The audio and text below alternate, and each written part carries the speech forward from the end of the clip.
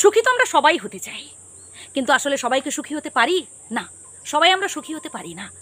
বিশেষ করে সেই সব মানুষেরা কোনোদিনও জীবনে সুখী হতে পারে না। কারা জানেন? শুনুন তাহলে। যাদের মধ্যে উচ্চাকাঙ্ক্ষা প্রবল, মানে যাদের মধ্যে একটা চাওয়া পাওয়ার নেশা প্রবল থাকে, তারা কোনোদিনও জীবনে সুখী হতে পারে না। যারা অল্প সন্তুষ্ট হতে পারে না। বিধাতার কৃপায় যতটুকুন পেয়েছেন ভাই তাতেই বিন্দাস থাকুন।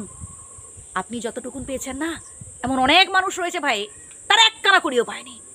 ভাই আমাদের দুটো হাত দুটো পা অক্ষত অবস্থায় আমরা পেয়েছি। এমন অনেক মানুষ আছেন, কারোর বা একটা হাত নেই, কারোর বা একটা পা নেই। ভাবুন না তাদের কথা। অপরের উপর নির্ভর হয়ে থাকতে হয়। ভাই কর্ম করতে হবে। চার দেওয়ালের মধ্যে আলস্যে দিন কাটালে হবে? যে মানুষটা জীবনে সফল হয়েছে তাকে দেখে শিখুন, সে কি করে সফল হলো।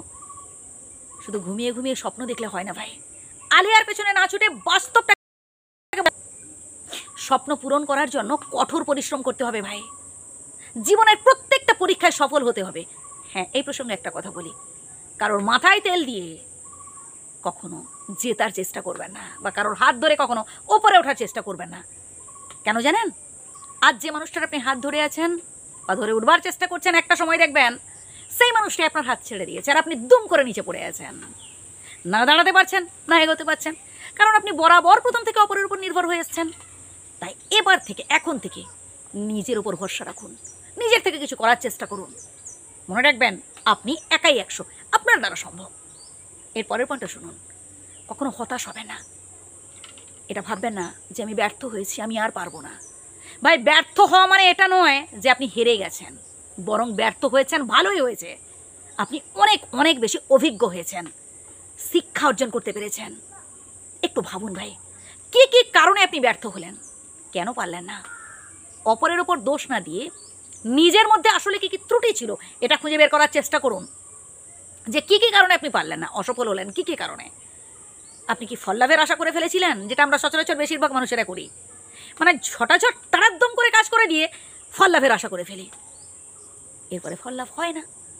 কারণ আমরা মন দিয়ে কাজ করিনি, আমাদের লক্ষ্যটা তো ছিল অন্য জায়গায়। কি করে দ্রুততার সহিত ফল লাভ পাওয়া যায়। চেষ্টা করবেন ভালোবেসে কাজ করতে ভাই। যে কাজ আপনি মন দিয়ে করবেন, যে কাজ আপনি ভালোবেসে করবেন, যে কাজ আপনি গুরুত্ব দিয়ে করবেন, সেই কাজই একটা সময় আপনাকে ভ্যালুয়েবল পারসন করে তুলবে। হ্যাঁ ভাই, আমি চাই আপনি জীবনে সফল হন। ভাই অতীত নিয়ে বেশি ঘাটাঘাটি করতে যাবেন না। অতীতকে আপনাকে ঠকিয়েছে, কে আপনাকে ছেড়ে চলে গেছে, কে আপনার সাথে বেইমানি করেছে, কে আপনাকে বাঁশ দিয়েছে, ভাই এসব কথা ভুলে যান। বর্তমানটাকে নিয়ে ভাবুন। বর্তমানে নিজেকে কতটা ডেভেলপ করতে পারছেন এটা নিয়ে ভাবুন, তাহলেই আপনি জীবন যুদ্ধে জিততে পারবেন। ভালো থাকবেন, আমার শ্রদ্ধা নেবেন। আর যদি ভুল বলে থাকে প্রিয় বন্ধু আমার,